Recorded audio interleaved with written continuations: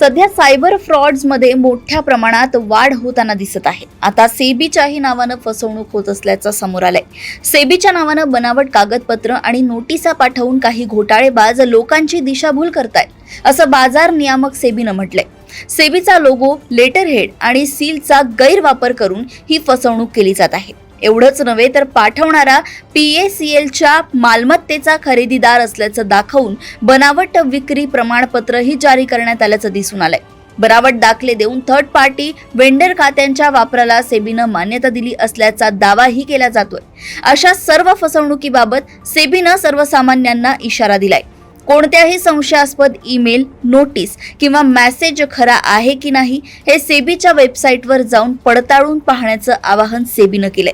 सेबीची order तपासण्यासाठी enforcement ऑर्डर्सवर जा. त्याचप्रमाणे रिकव्हरी सर्टिफिकेट तपासण्यासाठी एन्फोर्समेंट रिकव्हरी प्रोसिडिंग्जची मदत घ्या. सेबीचे दस्तऐवज योग्य आहेत की नाही याची माहिती ऑथेंटिकेट डॉक्युमेंट नंबरवरून तपासू शकता. सेबी अधिकाऱ्यांच्या संपर्क सूचीसाठी सेबी डिरेक्टरी तपासू शकता. सेबीच्या म्हणण्यानुसार कोणताही ईमेल @sebi.gov.in वरून आला असेल तर त्यावर भरोसा करू नका. कोणत्याही प्रकारची वैयक्तिक मागणी करणाऱ्या मेसेजवर भरोसा करू नका, असंही सेबीनं म्हटलंय.